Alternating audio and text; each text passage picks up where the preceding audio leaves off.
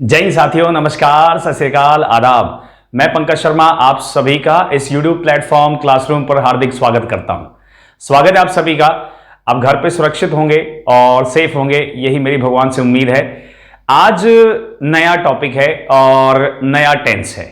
मैंने आपको last class में एक क्वेश्चन दिया था करने के लिए। I hope you have done that. एक होमवर्क था आपके लिए। Have you done that?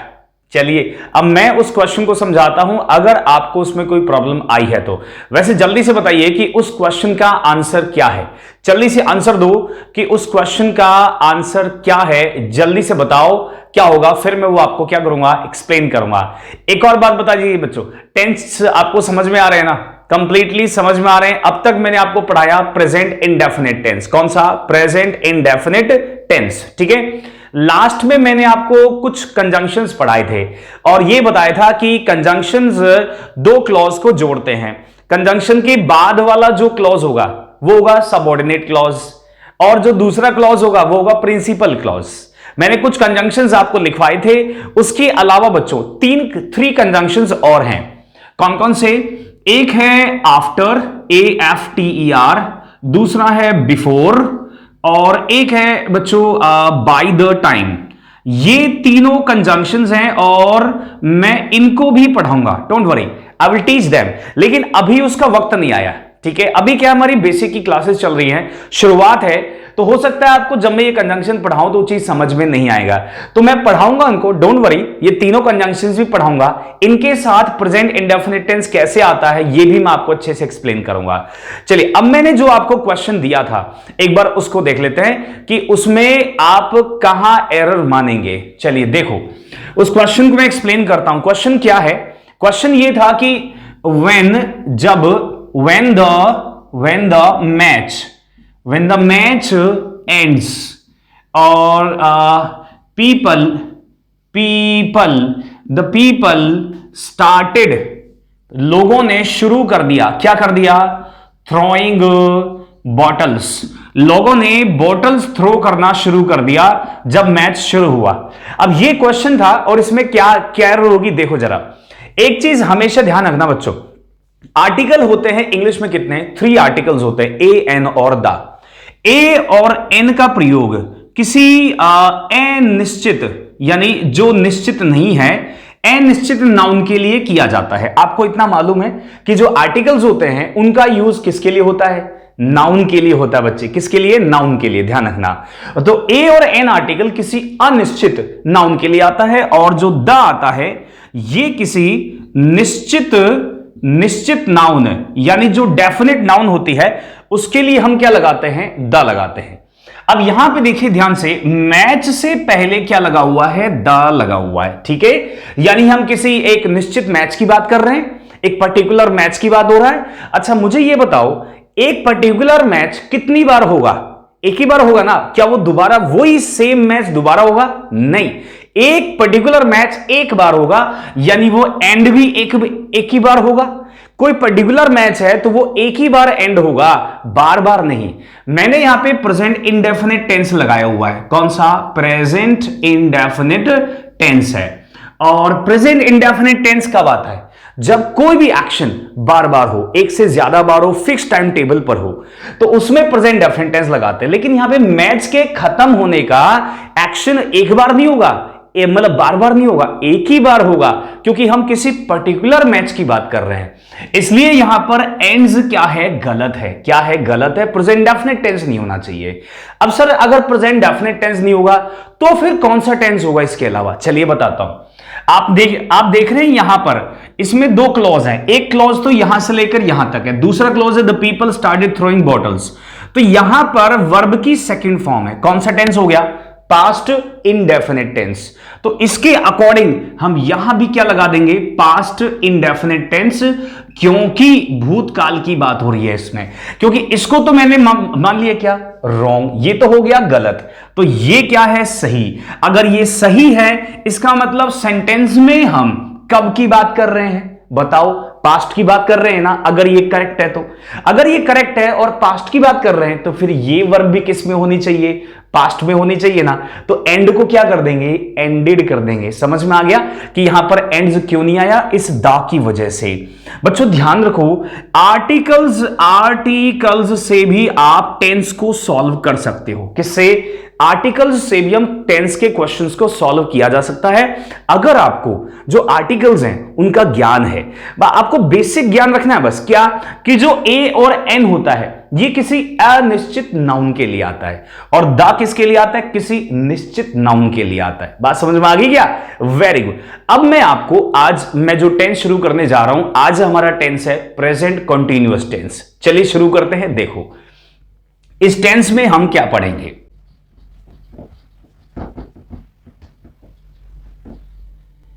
Present continuous tense है आज का हमारा सबसे पहला, और सबसे पहले इसको समझते हैं कि ये जो टेंस है प्रेजेंट कंटीन्यूअस, इसको यूज कैसे करते हैं और ये कहां इसका यूज किया जाता है। ठीक है ना बच्चों, इस टेंस का प्रयोग हम तब करते हैं जब कोई भी एक्शन चल रहा हो। जैसे इस समय मैं पढ़ा रहा हूं, आई एम टीचिंग, आप ये क्लास देख रहे हो, तो ये जो एक्शन है पढ़ाने का और आपके क्लास को देखने का, ये प्रेजेंट में चल रहा है। कब चल रहा है, प्रेजेंट में। वर्तमान में कोई भी एक्शन चले तो उसे क्या कहते हैं, उसे कहते हैं प्रेजेंट कंटीन्यूअस टेंस। क्या कहते हैं उसे, प्रेजेंट कंटीन्यूअस टेंस। मैं आपको एक बहुत सिंपल सा एग्जांपल देके समझाता हूं। जैसे सपोज कीजिए कि ये एक रूम है, क्या है ये, it's a room, room number 1 है, और ये है हमारा रूम नंबर 2। क्या है ये, रूम नंबर 2। अब मैंने कहा कि इस रूम में कुछ चेयर्स हैं, क्या हैं, कुछ चेयर्स हैं, और मैंने कहा भाई रूम नंबर 1 से आप चेयर्स को रूम नंबर 2 में रख दीजिए। कहां रख दीजिए, 1 से रख दो, कहां पर, 2 में। तो आपने काम करना शुरू कर दिया, आपने एक चेयर उठाई, फिर दूसरी उठाई, ऐसे ले जा रहे हैं, ट्रांसफर कर रहे हैं, इधर से इधर शिफ्ट कर रहे हैं। तो इस समय क्या कर रहे हैं आप, इस समय आप चेयर्स को रूम नंबर 1 से रूम नंबर 2 में क्या कर रहे हैं, ट्रांसफर कर रहे हैं, मूव कर रहे हैं।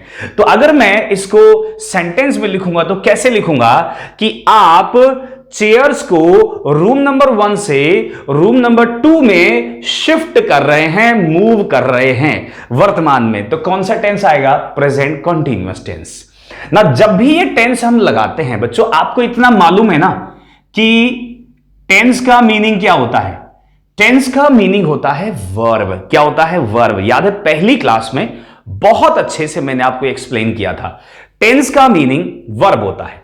अब वर्ब कौन कौन सी होती हैं, वर्ब होती है एक तो हेल्पिंग वर्ब और दूसरी मेन वर्ब। बात समझ में आ गई। तो अगर मैं प्रेजेंट कंटीन्यूअस टेंस लगाता हूं तो वहां हेल्पिंग वर्ब कौन सी होगी, वहां पर होगी इज या फिर एम और या आर। और मेन वर्ब कौन सी होगी, वर्ब की फर्स्ट फॉर्म में क्या लग जाता है, आई एन जी। बात समझ में आ गई क्या ना। अब ये जो सिचुएशन थी ये मैं आपको एक्सप्लेन करता हूं। देखो तो पहला सेंटेंस हम इस सिचुएशन पे लेते हैं कि आप यानी यू, ये हो गया सब्जेक्ट, ठीक है। फिर उसके बाद हम टेंस लगाएंगे, वर्ब लगाएंगे। वर्ब का मतलब टेंस, कौन सा, प्रेजेंट कंटीन्यूअस। इसमें हेल्पिंग वर्ब क्या है, इज, एम, आर। यू के साथ क्या आएगा, इज या एम या आर आएगा। प्यारे बच्चों बताओ, यू के साथ आर आएगा। चलिए आर लगा दिया, और फिर उसके बाद मेन वर्ब लगानी है। अब मेन वर्ब का मतलब होता है जो मुख्य एक्शन हो रहा है, काम। काम क्या है, शिफ्ट करना एक से दूसरे रूम में। तो यहां पे आएंगे यू आर शिफ्टिंग। क्या कहेंगे, यू आर शिफ्टिंग। और क्या शिफ्ट कर रहे हैं हम, चेयर्स। आप चेयर्स शिफ्ट कर रहे हैं फ्रॉम रूम 1 टू रूम 2। आप एक रूम से दूसरे रूम में चेयर्स को शिफ्ट कर रहे हैं, ये लिख दिया। अब देखो ध्यान से, कौन सा टेंस बन गया, प्रेजेंट कंटीन्यूअस टेंस, क्योंकि वर्तमान में चेयर्स को एक जगह से दूसरी जगह पे शिफ्ट करने का काम चल रहा है ना। देखिए अब जैसे मैंने लिखा कि भाई मैं आपको पढ़ा रहा हूं, तो क्या लिखेंगे इसमें, दूसरा सेंटेंस आई के साथ आई इज एम आर में से क्या आएगा, एम। आई एम टीचिंग, मैं पढ़ा रहा हूं, ठीक है। और किसे पढ़ा रहा हूं, यू यानी आपको। तो जब भी हम प्रेजेंट कंटीन्यूअस टेंस में कोई भी सेंटेंस बनाते हैं तो उसका स्ट्रक्चर क्या होता है? क्या होता है स्ट्रक्चर? देखिए जरा, स्ट्रक्चर को समझ लेते हैं। स्ट्रक्चर में क्या होगा? अगर वो सेंटेंस अफर्मेटिव है, क्या है? अफर्मेटिव। अफर्मेटिव का मतलब होता है सकारात्मक। तो उसमें सबसे पहले तो लिखेंगे सब्जेक्ट, फिर उसके बाद आएगा या तो इज या फिर एम और या फिर आर, और फिर उसके बाद हम क्या लगा देंगे? आईएनजी वाली वर्ब, और उसके बाद आएगा अदर वर्ड्स। ये अफर्मेटिव सेंटेंस अगर बनाते हैं इस टेंस में तो उसका ये स्ट्रक्चर है। अब अगर मैं नेगेटिव बनाता हूं, क्या बनाता हूं? नेगेटिव। तो सिंपल आपको इतना सा करना है कि इज एम आर के बाद में आपको नॉट लिख देना है। क्या लिख देना है? नॉट। अगर आपको नेगेटिव बनाना है, जैसे सपोज कीजिए मैं इस टेंस को, जैसे एम टीचिंग है, इसको नेगेटिव बनाएंगे तो कैसे बनेगा? I am not teaching, I am not teaching Hindi, मैं हिंदी नहीं पढ़ा रहा। क्लियर है क्या? तो ये जो प्रेजेंट कंटीन्यूअस टेंस है, हम इसका यूज कहां करते हैं? इसका यूज करते हैं वर्तमान में कोई भी एक्शन प्रगति पर है। कहां? प्रगति पर है, प्रोग्रेस में है, वहां पर। ये इसका रूल नंबर 1 है। क्या है? रूल नंबर 1 कि प्रेजेंट में, प्रेजेंट यानी वर्तमान में, प्रेजेंट में कोई एक्शन, कोई भी एक्शन प्रगति पर है। किस पर है? प्रगति पर। तो कौन सा टेंस लगाते हैं? प्रेजेंट कॉन्टिन्यूअस टेंस लगाते हैं। ठीक है। एक बात और, रहा है, रही है। जैसे मैंने आपको सेंटेंस बताया कि मैं इंग्लिश पढ़ा रहा हूं, मैं आपको पढ़ा रहा हूं, आप चेयर्स को शिफ्ट कर रहे हैं, तो रहा है, रही है और रहा हूं, इससे कभी भी इस टेंस को मत सीखना बच्चों। ये एक गलत तरीका है, बिल्कुल रॉन्ग वे है। आप कभी भी टेंस को इस तरह से नहीं सीख पाएंगे। अगर आप ऐसे सीखना चाहते हैं तो आपको टेंस कभी नहीं आएगा। आप टेंस को ना कॉन्सेप्ट से समझो। आप इसको ये मत समझना कि मैं इंग्लिश मैं आपको पढ़ा रहा हूं आया है इसलिए प्रेजेंट करना ही, एक्शन चल रहा है इसलिए, ट्रांसलेशन से नहीं, एक्शन चल रहा है इसको समझना। जैसे मैं आपको कुछ बोलूं, मैं बोलूं कि भाई मैं इस समय खड़ा हुआ हूं, आपको दिख रहा है ना, मैं इस समय खड़ा हुआ हूं। ठीक है, तो मैं सेंटेंस लिखता हूं भाई। क्या लिखा मैंने कि मैं खड़ा हुआ हूं। अब मुझे ये बताओ कि क्या यहां पर रहा है, रही है या रहा हूं आया? नहीं आया ना। तो अब यहां पर इस सेंटेंस को कौन से टेंस में बनाएंगे? प्रेजेंट कंटीन्यूअस में बनेगा। क्यों बनेगा? कॉन्सेप्ट को समझो। रहा है, रही है, रहूं से नहीं। कॉन्सेप्ट क्या कहता है? वर्तमान में कोई भी एक्शन चल रहा हो, वर्तमान में कोई, जैसे इस समय मैं खड़ा हुआ हूं, मैं बोल रहा हूं कि मैं खड़ा हुआ हूं, तो प्रेजेंट में खड़े होने का एक्शन चल रहा है, तो इसलिए इसमें प्रेजेंट कंटीन्यूअस टेंस आएगा। बात समझ में आ गई? हिंदी पे मत जाना, क्योंकि अगर आप हिंदी से सीखोगे टेंस तो आप गलत सीख जाओ। क्या सीख जाओगे? गलत सीख जाओगे बच्चों, ध्यान रखना इस बात का। चलिए मैं इसको मिटाता हूं। ये एक पहला कॉन्सेप्ट हो गया कि प्रेजेंट में कोई भी एक्शन क्या है? प्रगति पर है, तो हम वहां क्या लगाते हैं? Present continuous. हमारा अफर्मेटिव और नेगेटिव ये दोनों स्ट्रक्चर मैंने बता दिए। अफर्मेटिव में इज एम आर और उसके बाद आईएनजी, और नेगेटिव बनाना है तो इसके बाद नॉट लगाना है। चलिए अब आते हैं हम प्रेजेंट का, ये तो हो गया। रूल नंबर 2 पे आते हैं। रूल नंबर 2 क्या कहता है प्यारे बच्चों? समझो। ठीक है, देखिए फ्यूचर में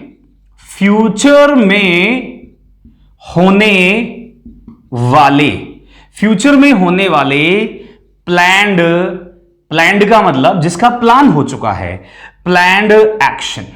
ध्यान समझना कि अगर आप फ्यूचर की बात कर रहे हैं और वो कोई प्लान, किसी ऐसे एक्शन की बात कर रहे हैं जिसका ऑलरेडी आपने प्लानिंग कर ली है, फ्यूचर में है, बात फ्यूचर की करेंगे, लेकिन उसमें लगाएंगे कौन सा टेंस? Present continuous tense. बात समझ रहे? देखिए मैं आपको एक एग्जांपल ले, मैंने कहा कि मेरा दोस्त कल आ रहा है, मेरा दोस्त कल आ रहा है। ठीक है। तो इस सेंटेंस में हम फ्यूचर की बात कर रहे हैं, बात समझ में आई, फ्यूचर की कर रहे हैं, लेकिन ऑलरेडी वो प्लान्ड है। कैसे पता चला? क्योंकि मेरा दोस्त कल आ रहा है, ये मुझे कैसे मालूम होगा? उसने मुझे बताया होगा, राइट। मेरा दोस्त कल आ रहा है, तो इसमें कौन सा टेंस है? Present continuous. तो मेरा दोस्त की इंग्लिश क्या होगी? माई फ्रेंड, ठीक है। अब माई फ्रेंड के साथ इज एम आर में से कौन सा आएगा? प्यारे बच्चों बताओ, इज आएगा, एम आएगा, इज आएगा। एक चीज और बता दूं, जिन बच्चों को नहीं मालूम, ये जो इज है ये सिंगुलर वर्ब है। कैसी वर्ब है? सिंगुलर। और ये जो आर है ये प्लूरल वर्ब है। तो कभी भी आपको सब्जेक्ट अगर सिंगुलर है तो उसके साथ लगाना है इज, और अगर सब्जेक्ट प्लूरल है तो उसके साथ लगाना है आर। जैसे देखिए यू होता है ना बच्चों, इसको हमेशा प्लूरल मान के चलना है। यू क्या है? एक सेकंड पर्सन है। क्या है? Second person. या आपको मालूम होगा इंग्लिश में 3 पर्सन्स होते हैं, फर्स्ट पर्सन, सेकंड पर्सन और थर्ड पर्सन। तो ये जो यू है ना, ये सेकंड पर्सन है, इसके साथ हमेशा आर आता है, रिमेंबर इट। आई के साथ हमेशा क्या आता है? एम, ये फिक्स है। और जो सिंगुलर होगा उसके साथ क्या लगा देंगे? इज लगा देंगे। तो माई फ्रेंड इज कमिंग, मेरा फ्रेंड आ रहा है टुमारो, यानी कल। My friend is coming tomorrow, मेरा दोस्त कल आ रहा है। इसमें फ्यूचर की प्लानिंग है, ध्यान रखिएगा। जैसे मैं एक और सेंटेंस आपको समझाता हूं। मैंने कहा कि भाई मैं अगले महीने मैं पुष्कर घूमने जा रहा हूं। अगले महीने मैं पुष्कर घूमने जा रहा हूं, तो यहां पर कौन सा टेंस आएगा? Present continuous. क्यों आएगा? नेक्स्ट मंथ की बात कर रहे हैं, तो फ्यूचर टेंस क्यों नहीं लगाएंगे? बिकॉज मैं अगले महीने जा रहा हूं, उसकी मैंने प्लानिंग कर ली है, अभी ऑलरेडी प्लान्ड हो चुका है वो एक्शन। तो मैं लिखूंगा कि मैं जा रहा हूं, I am going to Pushkar, मैं पुष्कर जा रहा हूं नेक्स्ट मंथ, अगले महीने। ऑलरेडी प्लान्ड है एक्शन, इसलिए प्रेजेंट कंटीन्यूअस टेंस आया यहां पर। 2 रूल हमेशा ध्यान रखना, प्रेजेंट में कोई भी एक्शन चल रहा हो, जैसे इस समय बच्चे इस क्लास को देख रहे हैं और टेंस को पढ़ रहे हैं, वर्तमान में एक्शन हो रहा है। अगर फ्यूचर में होने वाला कोई भी प्लान्ड एक्शन है तब भी क्या लगाएंगे? प्रेजेंट कॉन्टिन्यूअस टेंस, ठीक है। अफर्मेटिव और नेगेटिव सेंटेंस बनाने के लिए क्या करते हैं? हम सिंपल इज और एम और आर लगाते हैं और साथ में आईएनजी वाली वर्ब लगाते हैं। ये जो टेंस है ना बच्चों, ये सबसे आसान टेंस है, सबसे, यानी 12 टेंस में से सबसे इजी जो टेंस पड़ता है वो यही पड़ता है। समझ में आ गया ना? तो अब मैं चाहता हूं कि एक बार इसको आप लिख लें, फिर मैं आपको और भी कई चीजें आगे पढ़ाना चाहता हूं, और जल्दी से इसका स्क्रीनशॉट ले लो प्यारे बच्चों, जल्दी से ले लो, और फिर हम आगे बढ़ेंगे, चीजों को समझेंगे।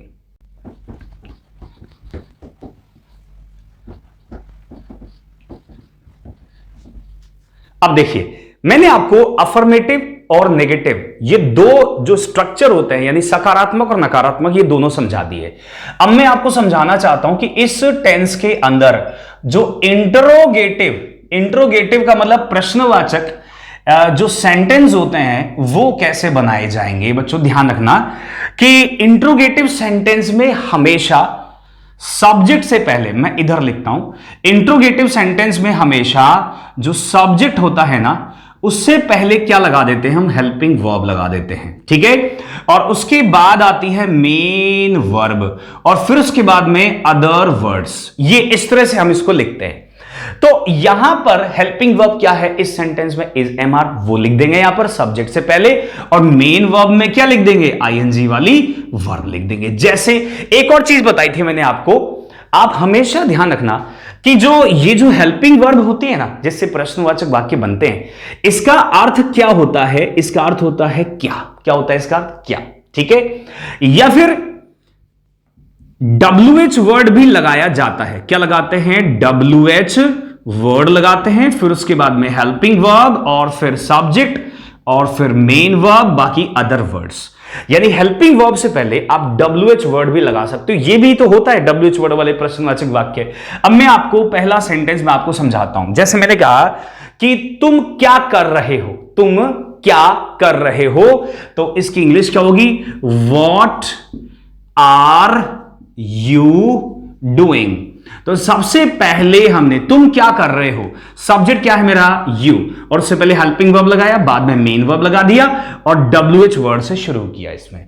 ना एक और सेंटेंस लिखता हूं, मैंने बोला कि क्या तुम इंग्लिश पढ़ रहे हो, क्या तुम इंग्लिश पढ़ रहे हो, क्या क्या का मतलब अब इससे शुरू होगा, are you studying, are you studying English, क्या तुम इंग्लिश पढ़ रहे हो। इस बात को समझना कि यहां पे था कि तुम क्या कर रहे हो, यहां भी क्या आया, ओके, और यहां पे आगे क्या तुम इंग्लिश पढ़ रहे हो, यहां भी क्या आया। अगर आपको समझना है इसको तो इसको ऐसे समझो कि जो ऊपर वाला सेंटेंस है इसमें हम कह रहे हैं कि तुम क्या कर रहे हो, ठीक है, और इसमें क्या करें, क्या तुम बात को समझना, देखो क्या है, तुम पहले और क्या बाद में, यहां पर क्या पहले और तुम बाद में।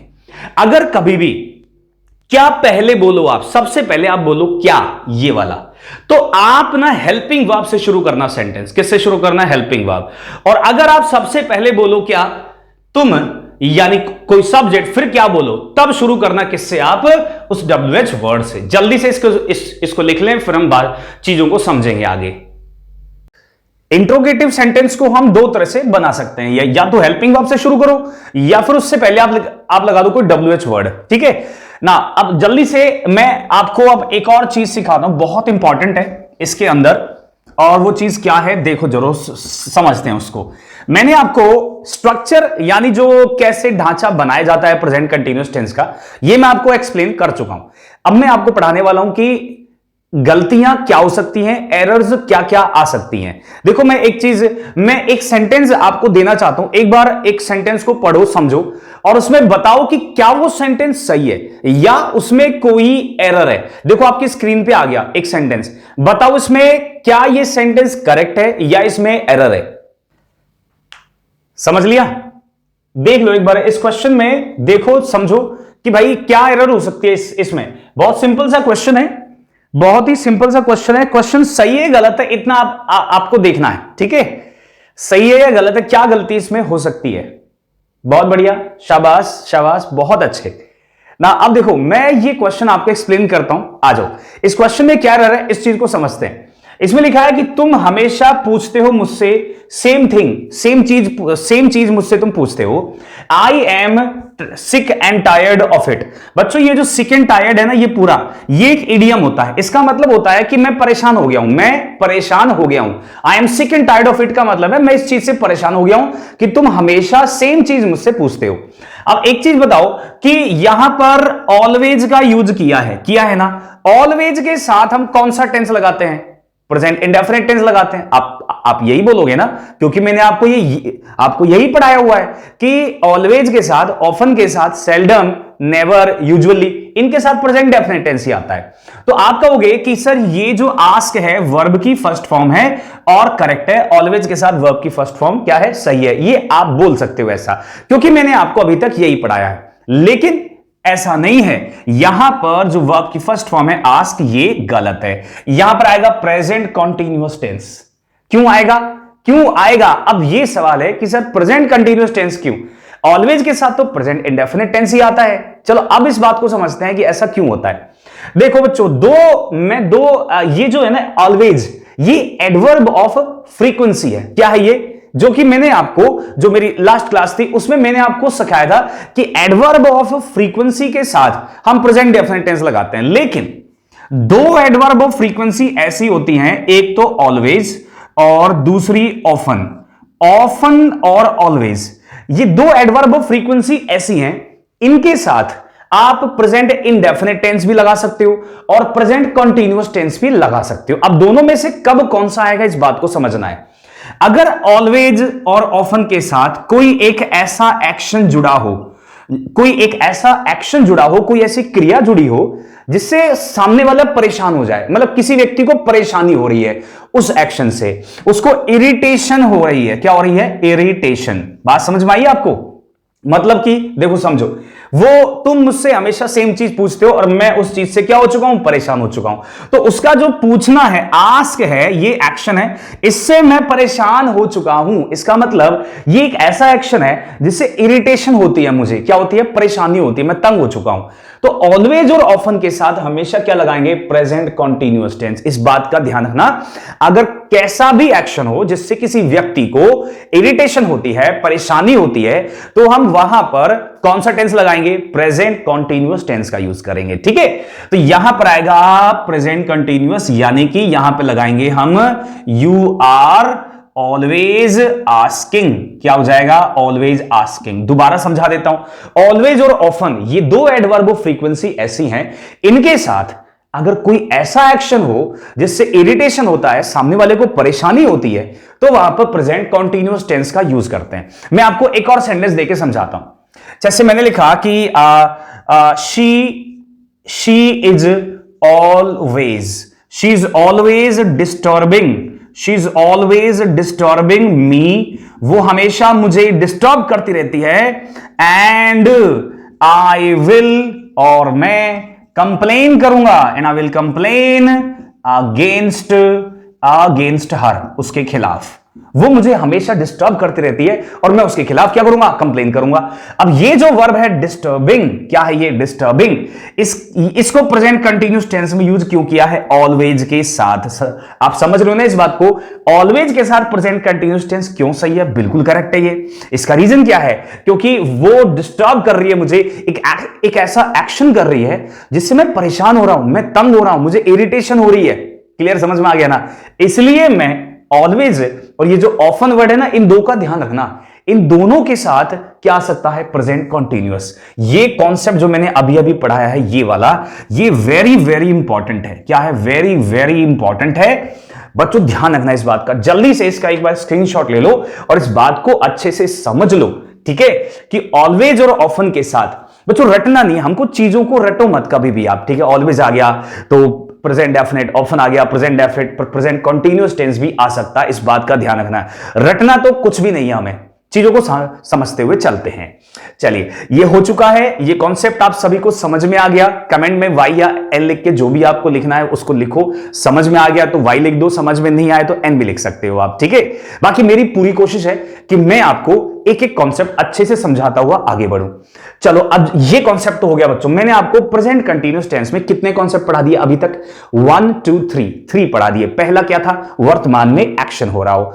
दूसरा क्या था, फ्यूचर में होने वाला प्लान्ड एक्शन। और थर्ड कॉन्सेप्ट यह है कि ऑलवेज और ऑफन के साथ क्या आता है, प्रेजेंट कंटीन्यूअस टेंस ही आता है, अगर वहां पे किसी व्यक्ति को किसी एक्शन से क्या हो रही है, परेशानी हो रही है। चलिए, अब इसमें हम बढ़ते हैं आगे। ठीक है, और आगे हम चीजों को समझते हैं। प्रेजेंट कंटीन्यूअस टेंस के ऊपर क्या क्या आपके एग्जाम में एरर्स पूछी जा सकती हैं, वो हम डिस्कस कर रहे हैं इसमें। ठीक है, नाउ अब आगे बढ़ते हैं, और आगे मैं अब आपको पढ़ाने वाला हूं कुछ खास कॉन्सेप्ट। ठीक है, लेकिन उससे पहले मैं ये चाहता हूं कि एक क्वेश्चन मैं आपको अभी दे रहा हूं स्क्रीन पर आपके। ठीक है, आप मुझे ये बताओ कि क्या ये सेंटेंस जो मैं आपको अभी दे रहा हूं, क्या ये सेंटेंस करेक्ट है। आप जरा देखो इस क्वेश्चन को, सोच समझ के बताओ कि इसमें क्या एरर हो सकती है, कहां एरर हो सकती है इसके अंदर, ये बताओ मुझे। I am not understanding your language, मैं तुम्हारी भाषा नहीं समझ रहा हूं। ओके, अब देखो बच्चों, अब मैं ये क्वेश्चन आपको समझाता हूं, आ जाओ। इसमें लिखा है I am not understanding your language, मैं तुम्हारी भाषा नहीं समझ रहा हूं। क्या ये सही है, क्या ये गलत है, अभी इस चीज का हम डिसाइड करेंगे। इसमें टेंस लगा हुआ है प्रेजेंट कॉन्टिन्यूअस टेंस। ठीक है, अब प्रेजेंट कॉन्टिन्यूअस टेंस यहां सही है गलत है, बच्चों गलत है। क्यों गलत है, अभी इस चीज को डिस्कस करेंगे। और ये पूरा का पूरा जो वर्ब है ना, ये रॉन्ग है। यहां पर आएगा क्या, यहां लगाएंगे हम प्रेजेंट इनडेफिनिट। क्या लगाएंगे, प्रेजेंट इनडेफिनिट टेंस, अर्थात आई के साथ लिख देंगे डू। आपको पता है ना कि जो डू और डज वर्ब होती है प्रेजेंट इनडेफिनिट टेंस में, पता है ना आप सभी को, प्रेजेंट डेफिनिट टेंस में डू और डज आती है। डू लगाते हैं जब कोई सब्जेक्ट प्लूरल होता है, और डज लगाते हैं जब कोई सब्जेक्ट सिंगुलर होता है। तो यहां पे आई के साथ तो डू ही आता है बच्चों, ध्यान रखना, ये अपवाद है, एक्सेप्शन है। हालांकि आई का मतलब है मैं, ये एक सिंगुलर है, पर डू ही आता है इसके साथ। I do not understand. Okay ना, अब आप ये समझ रहे होंगे कि प्रेजेंट इंडेफिनिट टेंस क्यों आया यहां पर। गलत क्या था, सेंटेंस को पढ़ने में और सेंटेंस का ट्रांसलेशन करने में तो ठीक लग रहा है, मैं तुम्हारी भाषा नहीं समझ रहा, तो सेंटेंस तो बिल्कुल सही लग रहा है ट्रांसलेशन में सर, फिर एरर क्यों है, गलती क्यों है इसमें। चलिए समझाता हूं, यही तो बात इंपॉर्टेंट है।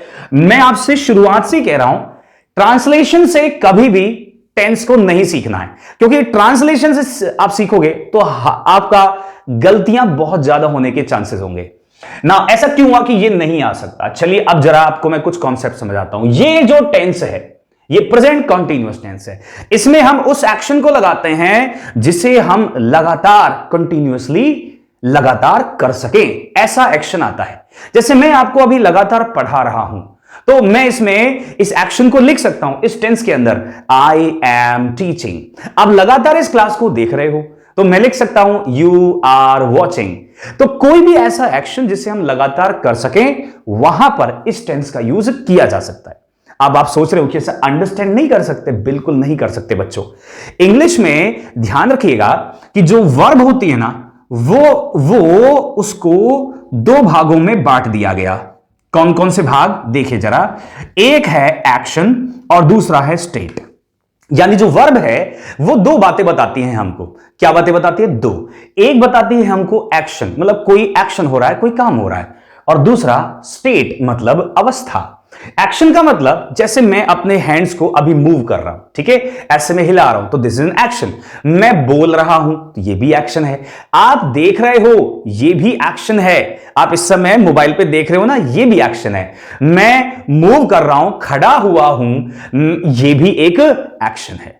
लेकिन वर्ब स्टेट भी बताती है। क्या बताती है? स्टेट, अवस्था भी बताती है।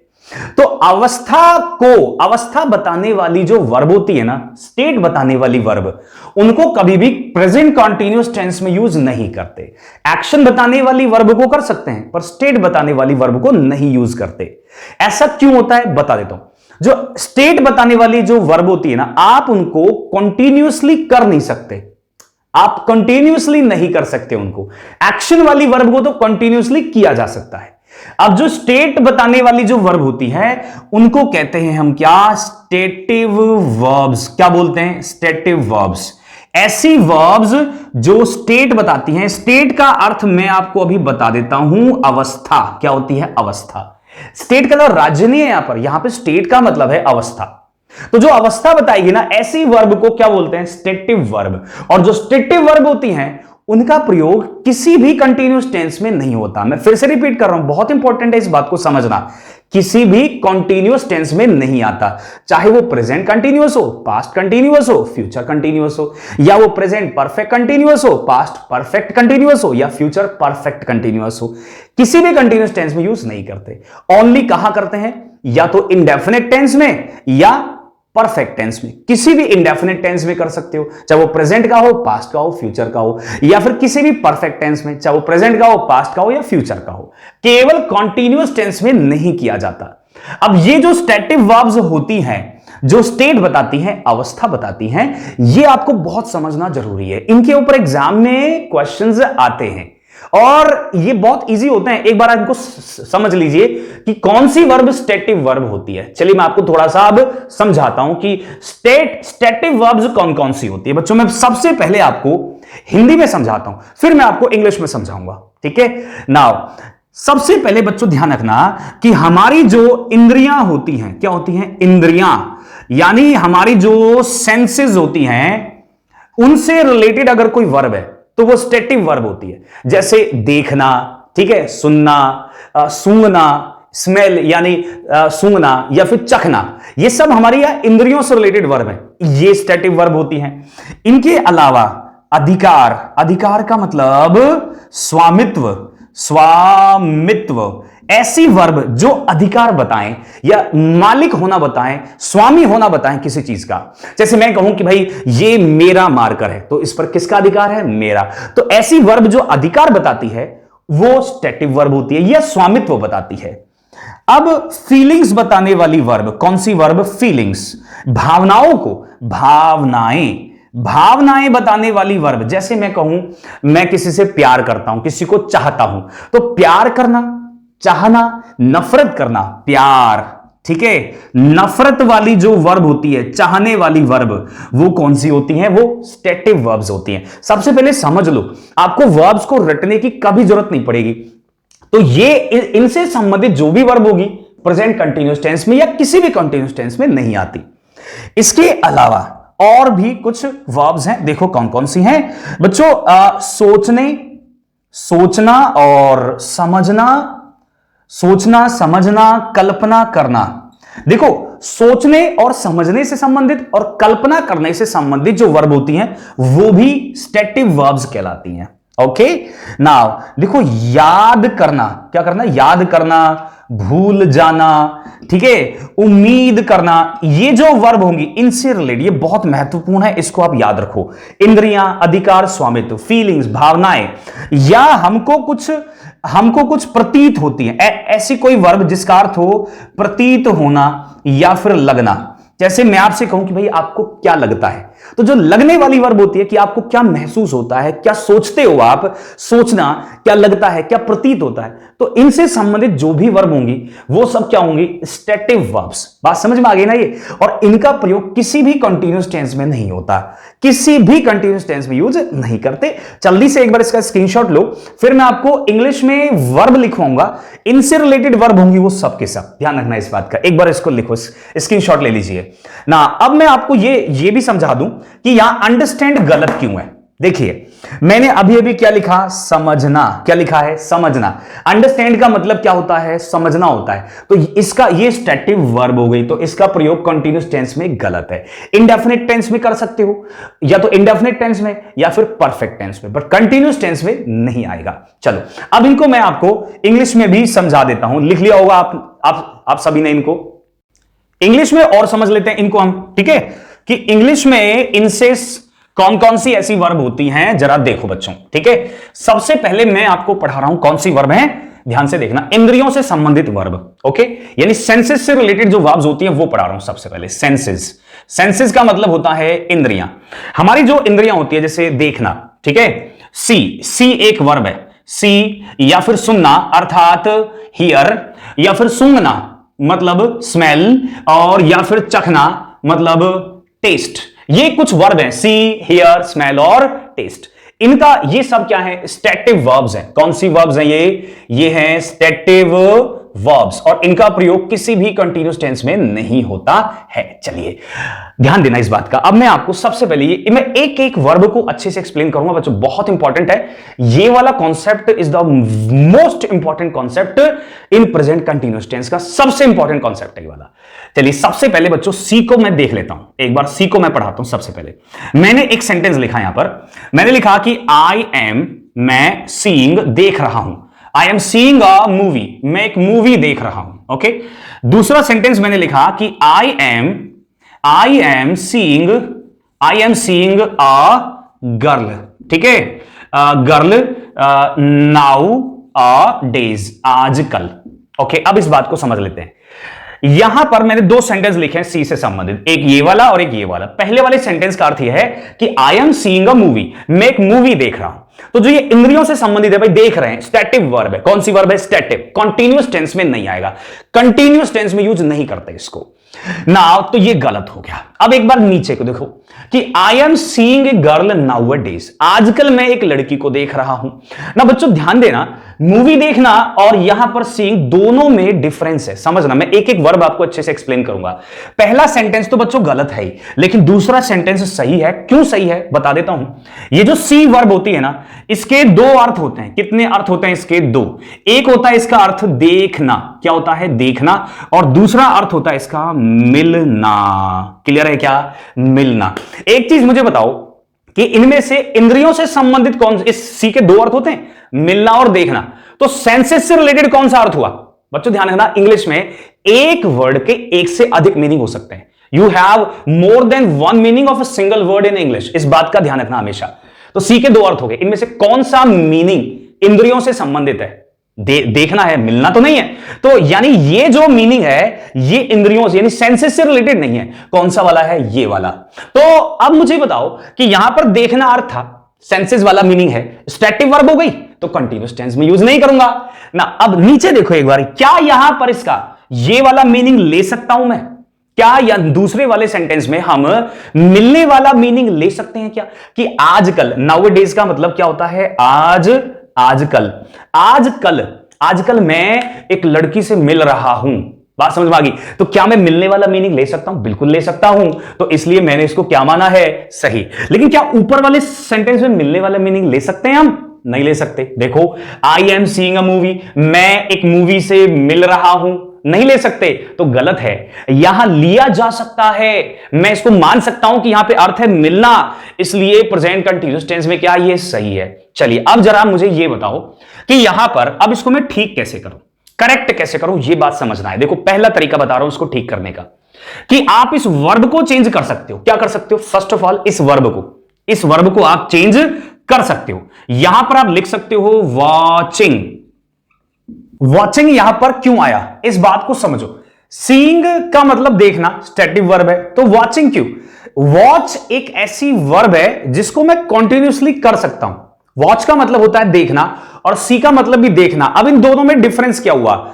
जैसे बच्चों अभी ध्यान देना, अभी आप मुझे देख रहे हो, अभी आप एक क्लास देख रहे हो ना, एक मोबाइल पर आप एक तरह से कोई पिक्चर देख रहे हो। एक तरह से मान लो कि क्लास एक पिक्चर है जो कि चल रही है, आप उसे देख रहे हो। तो कोई भी पिक्चर यानी मोबाइल पर, टीवी पर आप कुछ भी वीडियो देखें, कोई मूवी देखें या कुछ भी सीरियल देखें, तो वहां पर हम वॉच लगाते हैं। क्या लगाते हैं? वॉच।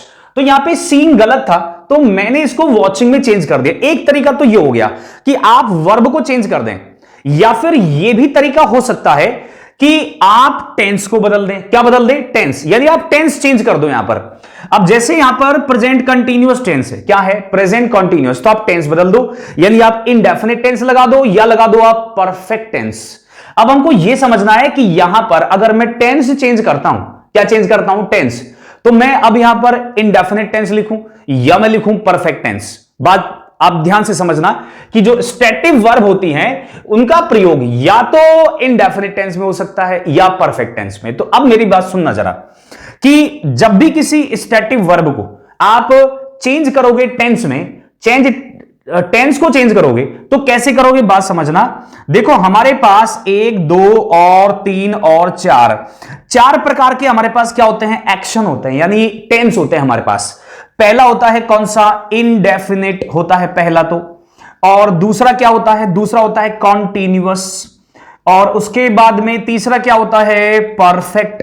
और चौथा क्या होता है? परफेक्ट कॉन्टिन्यूअस टेंस होता है। ऐसे होते हैं ना 4। अब जो स्टैटिक वर्ब्स है इसका यूज मैं एक तो इसमें और एक इसमें नहीं कर सकता, क्योंकि ये दोनों ही कंटीन्यूअस टेंस है। दोनों ही क्या है? दोनों ही कंटीन्यूअस है। तो मैं फिर किस में यूज करूंगा? मैं कौन सा टेंस यूज करूंगा स्टैटिक वर्ब्स के लिए? इंडेफिनिट और परफेक्ट कंटीन्यूअस। तो यूज कैसे करते हैं इस बात को समझना। अगर वहां पे ये वाला कंटीन्यूअस टेंस दिया हो तो इसकी जगह लिख देना इंडेफिनिट, और अगर वहां पर परफेक्ट कंटीन्यूअस टेंस दिया हो तो इसकी जगह लिख देना परफेक्ट। बात समझ में आ गई? इसकी जगह लिखना इंडेफिनिट और इसकी जगह लिखना परफेक्ट। यानी कि नंबर 2 को चेंज करेंगे किसमें? नंबर 1 में। और नंबर 4 को चेंज करेंगे किसमें? नंबर 3 में। 4 को 3 में, 2 को 1 में। तो यहां पर ये 2 है, प्रेजेंट कंटीन्यूअस है, तो मैं इसको 2 में बदल दूंगा। और यहां पर अगर मैं 2 में बदल देता हूं तो यहां पर वर्ब आ जाएगी क्या? सी हो जाएगा, वर्ब की फर्स्ट फॉर्म। मैंने आपको 2 तरीके बताए कि अगर कभी भी सी का प्रयोग कंटीन्यूअस टेंस में हो और ये वाला अर्थ आए वहां पर, तो वो गलत है। उसको या तो कर दो आप वॉचिंग में। अगर कोई मूवी या कुछ भी देखने की बात हो रही हो, जैसे मूवी देखो या क्रिकेट का मैच देखो, वॉच का प्रयोग कहां कहां करते हैं? कोई भी टीवी देखो आप, या मोबाइल देखने की बात हो, या कोई मैच देखने की बात हो, या कोई तमाशा देखने की बात हो, जैसे सड़क पे तमाशा हो रहा है तो उसको आप देखना शुरू कर दो, तो वहां पर हम वॉच लगाते हैं। या फिर इसका मतलब होता है निगरानी रखना। क्या होता है? निगरानी रखना। तो अगर ये वाले मीनिंग अगर आते हैं सी के अंदर तो आप उसको वॉचिंग में बदल सकते हो, कोई दिक्कत नहीं है। और अगर ये वाला नहीं है ऑप्शन हमारे पास, तो हम टेंस को भी चेंज कर सकते हैं। अब आप ये सोचोगे सर कि अगर ये दोनों ही ऑप्शन में आ जाए हमारे पास, मेरे पास वॉचिंग का भी ऑप्शन, जैसे ऑप्शन वाले क्वेश्चन आ जाए A B C D, और वॉचिंग भी ऑप्शन में है और सी भी ऑप्शन में है, दोनों ही ऑप्शन में है, तब हम क्या करेंगे? तब बच्चों ध्यान रखना, हम इसको चुनेंगे। किसको चुनेंगे? वॉचिंग को चुनना आप। उसका मैं रीजन बता देता हूं। उसका रीजन ये है कि आप टेंस भी वही रहेगा और मीनिंग भी वही आएगा। यानी इससे ना तो टेंस चेंज होगा, अगर वो वॉचिंग करते तो वही टेंस और वही मीनिंग। तो ज्यादा बेहतर हमारा क्या है, वॉचिंग। अच्छा, अगर आप सी क्यों नहीं है ज्यादा बेहतर, क्योंकि इससे बच्चों टेंस चेंज हो जाएगा, और टेंस चेंज होने से मीनिंग भी चेंज हो सकता है और होगा। देखो, आई सी अ मूवी का मतलब क्या हुआ, मैं एक मूवी देखता हूं, और I am watching a movie का मतलब क्या हुआ, मैं एक मूवी देख रहा हूं, और I am seeing a movie का मतलब क्या है, मैं एक मूवी देख रहा हूं। तो मीनिंग कहां पर सेम है, वॉचिंग जब लिखेंगे तब मीनिंग सेम आएगा। क्लियर हो गया। सी के दो अलग अलग अर्थ होते हैं, नीचे वाला जो सीइंग है वो क्या है, करेक्ट है। एक बार इसका एक बार आप इसका स्क्रीनशॉट ले लो, फिर मैं आपको हियर और पढ़ाने वाला हूं। एक बात बता दूं ना बच्चों आपको, ये जो स्टैटिक वर्ब्स होती है ना, कितनी होती हैं बच्चों, मोर देन 50 से भी ज्यादा होती हैं। कितनी, 50 से भी ज्यादा स्टैटिक वर्ब्स हैं, और मैं आपको सारी स्टैटिक वर्ब्स क्या करूंगा, आपके साथ डिस्कस करूंगा। एवरी स्टैटिक वर्ब्स मैं आपके साथ डिस्कस करूंगा और उनको समझाऊंगा मैं, ठीक है। तो एक बार जरा आप इसका स्क्रीनशॉट ले लीजिए, ठीक है, ले लो। अब इसमें पढ़ेंगे हम आगे। अब मैं पढ़ाऊंगा आपको हियर। 50 से भी ज्यादा स्टैटिक वर्ब हैं, और उन सबको अच्छे से पढ़ेंगे, एक एक को मैं अच्छे से आपको एक्सप्लेन करूंगा, एक भी वर्ब नहीं छोड़ूंगा मैं, ठीक है। चाहे हमको थोड़ा टाइम लगेगा, बट वी विल अंडरस्टैंड। बच्चों, मैं आपको बिल्कुल जीरो लेवल से पढ़ाना चाहता हूं, बिल्कुल बेसिक लेवल से, और तब हाई लेवल पे लेके जाऊंगा। एक एक चीज अच्छे से एक्सप्लेन होनी चाहिए, जब तक चीजें समझ में नहीं आएंगी तब तक हम आगे नहीं बढ़ेंगे। अब देखो आगे क्या है ना, इसमें अब मैं आपको क्या पढ़ा रहा हूं, हियर पढ़ाऊंगा। क्या पढ़ाऊंगा, हियर। अब बच्चों, जैसे मैंने आपको बताया भाई, सी के दो अर्थ होते हैं, एक तो होता है देखना और दूसरा होता है मिलना। अब हियर के भी दो अर्थ होते हैं, समझो मेरी बात, HEAR, हियर के भी दो अर्थ हैं। एक तो अर्थ है इसका सुनना, क्या होता है, सुनना, और दूसरा अर्थ होता है इसका कोर्ट में सुनवाई। क्या होता है, कोर्ट में सुनवाई। अब आपको यह देखना है कि वहां पर मीनिंग कौन सा है। अब मुझे बताओ कि यहां पर सुनना और कोर्ट में सुनवाई, इन दोनों में से इंद्रियों से संबंधित कौन सा है, सेंसेस से रिलेटेड कौन सा है, ये वाला। अब जरा मैं एक सेंटेंस लिखूंगा, दोनों में से बताना कौन सा सही कौन सा गलत है। एक चीज मैं बता दूं, अगर सुनने वाला मीनिंग आएगा तो वो स्टैटिक वर्ब कहलाएगी, और अगर कोर्ट में सुनवाई वाला मीनिंग आएगा तो वो एक नॉर्मल वर्ब है, आप उसको कंटीन्यूअस टेंस में यूज कर सकते हो। जैसे मैंने लिखा कि I am hearing a sound. दूसरा सेंटेंस है कि भाई who is hearing your case. अब मेरे पास यहां पर दो सेंटेंस है, एक है अफर्मेटिव और दूसरा है इंट्रोगेटिव सेंटेंस। अब आपको दोनों में से देखना है कि कहां पर तो ये वाला मीनिंग है और कहां ये वाला मीनिंग है। अगर ये वाला मीनिंग है तो वो स्टैटिक वर्ब है, और ये वाला मीनिंग है तो वो एक नॉर्मल वर्ब है, कंटीन्यूअस टेंस में आ सकती है। मैं सुन रहा हूं एक साउंड, मुझे एक साउंड आ रही है, एक आवाज आ रही है मुझे, और वो मैं सुन रहा हूं, तो क्या मीनिंग आ गया, सुनना। नीचे देखो, who is hearing your case, तुम्हारे केस की सुनवाई कौन कर रहा है, जो तुम्हारा केस है कोर्ट में उसकी सुनवाई कौन कर रहा है। तो मीनिंग कौन सा है, इस बात को समझो और जल्दी से कमेंट बॉक्स में डालो कि कौन सा सही है, पहला वाला सही है या दूसरा वाला सही है, या कौन सा सही कौन सा गलत है, ये समझाओ जरा। आपको समझ में तो आ गई ना चीज, दोनों से आराम से समझो। देखो अब मैं आपको एक्सप्लेन करता हूं। देखो यहां पर आई एम हियरिंग, इसका मतलब है सुनना, मतलब कि सुनने की बात हो रही है, तो क्या हो गया, ये स्टैटिक वर्ब हो गई, तो मैं यहां पर इसका यूज नहीं करूंगा। प्रेजेंट कंटीन्यूअस टेंस का ये क्या हो गया, गलत हो गया।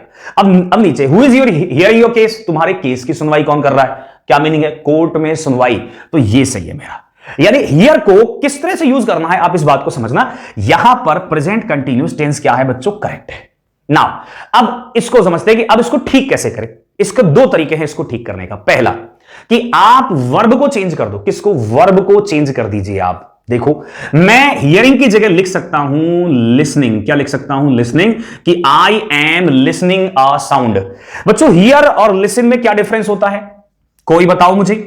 हियर और लिसनिंग में क्या डिफरेंस होगा, ये आपको मालूम है क्या, मैं नहीं मालूम तो मैं आपको समझाता हूं। देखो आप मुझे इस समय देख रहे हो, ये तो है वॉचिंग, क्या ये वॉचिंग, और आप मुझे सुन भी रहे हो ना, ये है लिसन।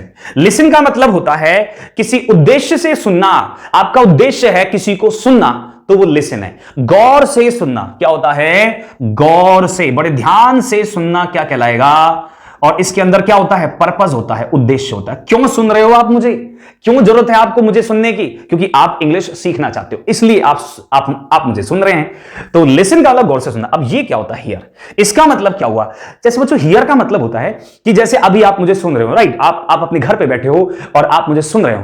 क्या आपके अब मेरे अलावा क्या और भी कोई आवाज आपके कानों में आ रही है? आ रही है क्या? मे बी आप घर में बैठे हो तो बाहर से कोई बाइक जा रही होगी, उसकी आवाज है, या घर में बर्तनों की आवाज है, या कोई भाई बहन या मम्मी पापा कोई घर में बात कर रहे हैं तो उनकी आवाज आ रही होगी। तो क्या उन आवाजों को सुनने के लिए आप बैठे हो? नहीं, आप मुझे सुनने बैठे हो, वो लिसन है। लेकिन उनको भी आप सुन पा रहे हो, वो हियर है, क्योंकि उनकी आवाज आपके कान में आ रही है ऑटोमेटिक। आप उनको सुनना नहीं चाहते पर आ रही है, तो इसलिए वो क्या है? हियर है। यानी ना चाहते हुए भी किसी को सुन लेना, ना चाहते हुए भी, बात समझना, ना चाहते हुए भी क्या होता है? सुनना। क्या कहलाता है? हियर। तो इन दोनों में डिफरेंस है। तो मैं यहां पर, मैंने कहा भी मुझे एक आवाज आ रही है, तो मैं यहां पर I am listening a sound, may be मैं उस साउंड को सुन रहा हूं, मे बी मैं सुन रहा हूं, मैं चाहता हूं सुनना, इसलिए लिसन लगाया। आप चाहो तो इसमें टेंस भी बदल सकते हो। क्या बदल सकते हो? टेंस। और टेंस यहां पर क्या है? Present continuous. इसको अगर चेंज करेंगे तो किस में करेंगे?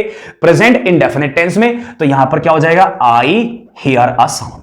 बात समझ में आ गई? आई हियर अ साउंड, या तो आई एम लिसनिंग या फिर हियर, या तो वर्ब चेंज कर दो या फिर क्या कर दो? आप टेंस बदल दो। तो मैंने वर्ब भी चेंज करके आपको सिखा दिया और टेंस भी बदलकर आपको मैं सिखा चुका हूं। इसका स्क्रीनशॉट लीजिए, फिर मैं आपको स्मेल और टेस्ट के बारे में भी बताने वाला हूं।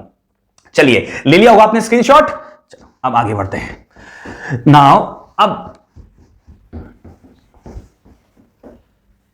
स्मेल और टेस्ट भी बिल्कुल ऐसी है, इनके भी दो अलग अलग मीनिंग है। देखो, सबसे पहले स्मेल और टेस्ट दोनों के मैं आपको मीनिंग बता देता हूं।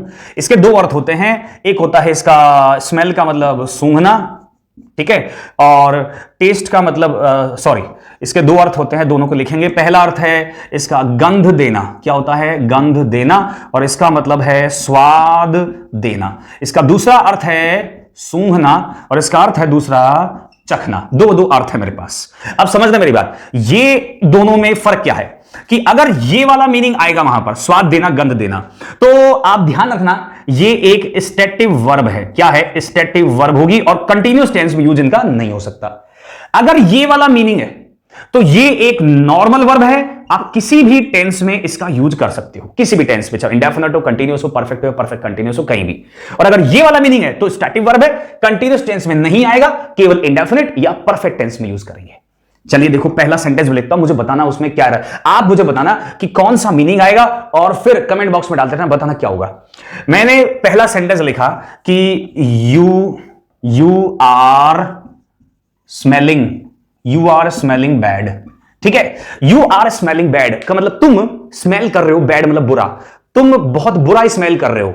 अब यहां पे सूंघना मतलब है या गंध देना। देखो सोचो, तुम बहुत बुरा स्मेल कर रहे हो, तुम बुरा स्मेल कर रहे हो, तुम्हारे में से बुरी गंध आ रही है, बुरी गंध आ रही है। तुम सूंघ नहीं रहे हो, यू आर स्मेलिंग, तुम सूंघ रहे हो बुरा ना, तुम में से बुरी गंध आ रही है। तो कौन सा मीनिंग है? ये वाला मीनिंग है। तो ये वाला मीनिंग है तो क्या है? गलत है। ठीक है, अब जरा एक और सेंटेंस लिखिए। मैंने लिखा कि भाई यहां पे लिखा मैंने कि ही इज स्मेलिंग मी। चलो, इसका मतलब क्या हुआ कि वो मुझे सूंघ रहा है। क्या कर रहा है वो मुझे? जैसे मान लो हम डॉग की बात कर रहे हैं, हमारा पालतू कुत्ता है, पालतू कुत्तों, घर के जो पालतू डॉग्स होते हैं, पेट्स होते हैं, उनके लिए मैं ही लगा सकते हो आप, कोई दिक्कत नहीं है, जो पालतू होते हैं। तो ही स्मेलिंग मी, वो मुझे सूंघ रहा है। तो डॉग की बात कर रहे हैं, तो यहां पर गंध देना है या सूंघना है? नीचे गंध दे, सूंघना मतलब आ रहा है, तो क्या है? करेक्ट है। और ऊपर गंध देना मतलब था, इसलिए वो इनकरेक्ट था। अब इसको ठीक कैसे करेंगे हम? कैसे ठीक करेंगे इस बात को समझो। यू आर स्मेलिंग को बच्चों, अब यहां पर वर्ब चेंज नहीं होगी। बात समझ में आ गई? सी और हियर में हम वर्ब को चेंज कर सकते हैं बच्चे, समझ में आ गया? वर्ब चेंज की जा सकती है, लेकिन स्मेल और टेस्ट में वर्ब चेंज नहीं होगी, टेंस चेंज होगा। क्योंकि वर्ब चेंज क्यों नहीं होगी? क्योंकि स्मेल के अलावा कोई और ऐसी वर्ब नहीं है जो स्मेल का स्थान ले ले। सी का स्थान लिया वॉच ने, हियर का स्थान लिया लिसन ने, लेकिन यहां पर इसका कोई अल्टरनेटिव नहीं है, कोई विकल्प नहीं है हमारे पास, इसलिए केवल टेंस चेंज होगा। तो प्रेजेंट इंडेफिनिट टेंस लगा दूंगा, यहां पर क्या जाएगा? स्मेल। क्या जाएगा बच्चों? स्मेल आ जाएगा। प्रेजेंट इंडेफिनिट टेंस वर्ब की फर्स्ट फॉर्म लगा देंगे। अब जरा इसको देख लेते हैं। मैंने लिखा कि यहां पर कि द मैंगो का मतलब आम, the mango is testing sweet. अब मुझे बताओ, the mango is testing sweet मतलब इनमें से कौन सा मीनिंग आ रहा है? स्वाद देना या चखना? आम मीठा चखता है या मीठा स्वाद देता है? कौन सा मीनिंग? चखता है या स्वाद देना? स्वाद देने वाला मीनिंग आ रहा है, आम मीठा स्वाद देता है। तो ये वाला मीनिंग है, तो क्या ये स्टैटिक वर्ब है? और अगर स्टैटिक वर्ब है तो कंटिन्यूअस टेंस में यूज नहीं होगा, तो ये हो गया गलत। चलो अब एक और सेंटेंस लेते हैं। मैंने कहा कि शी इज जस्ट टेस्टिंग, वो यहां पे जस्ट का मतलब है बच्चों केवल, क्या है केवल। She just testing the mango, वो केवल मैंगो को चख रही है। She is just testing the mango का मतलब वो केवल मैंगो को चख रही है, खाना नहीं चाहती। अब यहां पर मीनिंग क्या है, चखना मतलब है, क्योंकि शी पहले लिखा है। देखो निर्जीव वस्तु और सजीव, इस बात का ध्यान रखना इनमें। यहां पर निर्जीव वस्तु और सजीव का ध्यान रखना कि भाई निर्जीव वस्तु है तो वो चखेगी थोड़ी, निर्जीव वस्तु तो स्वाद देगी। और अगर सजीव है तो कोई सजीव आदमी स्वाद कैसे देगा, किसी सजीव आदमी का स्वाद कैसे ले लोगे आप कि भाई तुम तो नमकीन हो, तुम मीठे हो, ऐसा किसी का स्वाद नहीं ले सकते आप। तो यहां पर शी चख रही है और मैंगो स्वाद दे रहा है, तो ये क्या हो गया, सही हो गया। ये वाला जो मीनिंग है ना नॉर्मल, ये वाला मीनिंग आएगा तो आप कोई भी टेंस लगा सकते हो, कंटीन्यूअस लगाओ, इंडेफिनिट लगाओ, परफेक्ट लगाओ या परफेक्ट कंटीन्यूअस लगाओ, कोई दिक्कत नहीं है। लेकिन अगर ये वाला मीनिंग आएगा स्टैटिक, तो आप केवल क्या लगाओगे, इंडेफिनिट या परफेक्ट टेंस। ओके, या फिर आप वर्ब को चेंज करो जैसे सी और हियर में किया था।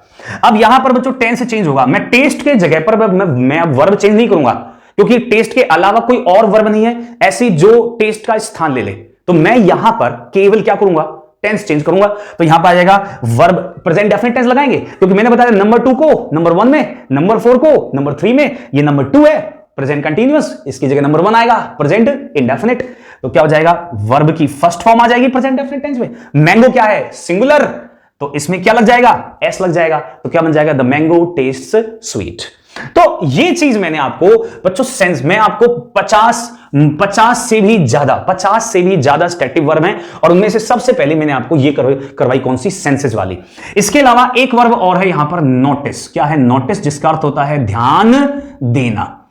ये जो मैंने 4 वर्ब करवाई हैं बच्चों, इनके दो मीनिंग है अलग अलग, ठीक है। जैसे देखो दो मीनिंग है, सी के भी, हियर के भी, स्मेल के भी, टेस्ट के भी। नोटिस का केवल एक ही मीनिंग है, नोटिस का मतलब ध्यान देना, तो उसमें आपको कभी कोई कंफ्यूजन नहीं होगा। नोटिस का एक ही अर्थ होता है, ध्यान देना बस, और वो अर्थ होता है कौन सा, स्टैटिक वर्ब वाला, इसलिए उसको कभी भी कंटीन्यूअस टेंस में यूज होता ही नहीं है। सी, हियर, स्मेल, टेस्ट ये हो सकते हैं अगर मीनिंग डिफरेंट हो तो। अब इनके अलावा सेंसेस, ये नंबर 1 वर्ब है हमारी, क्या है, नंबर 1 वर्ब थी हमारी कौन सी, सेंसेस वाली। ऐसी मैं आपको अभी और भी कई वर्ब पढ़ाऊंगा, जैसे अधिकार वाली, चाहने वाली, प्यार करने वाली, या सोचने वाली, या कल्पना करने वाली, समझने वाली, जैसे अंडरस्टैंड वर्ब थी ना जिसका मैंने सेंटेंस करवाया था, उन वर्ब्स को भी हम क्या करेंगे, डिस्कस करेंगे, लेकिन वो वर्ब डिस्कस करेंगे नेक्स्ट क्लास में। बात समझ में आ गई क्या ना बच्चों। टेंस मैं आपको बहुत अच्छे से पढ़ाना चाहता हूं, बिल्कुल बहुत बेहतरीन तरीके से। मैं चाहता हूं कि आपको पता है जो टेंस होता है ना, ये इंग्लिश की ना जड़ है, क्या ये जड़ है। अगर आपको टेंस आ गया तो आप ये समझ लो कि आपको 50% इंग्लिश आ गई। इस बात को समझ लेना आप, 50% इंग्लिश आ गई अगर आपने टेंस अच्छे से पढ़ लिए और समझ लिए तो टेंस बहुत जरूरी है। चलो ये चीज एक बार इसका स्क्रीनशॉट ले लो, और फिर उसके बाद हम इस क्लास को क्या करते हैं, फिनिश करते हैं, और इसी नोट पर फिनिश करते हैं कि नई क्लास में नई एनर्जी के साथ पढ़ेंगे और टेंस बहुत अच्छे तरीके से पढ़ेंगे। चलिए मिलते हैं अब नेक्स्ट क्लास में, अगले सेशन में। तब तक बच्चों बाय बाय।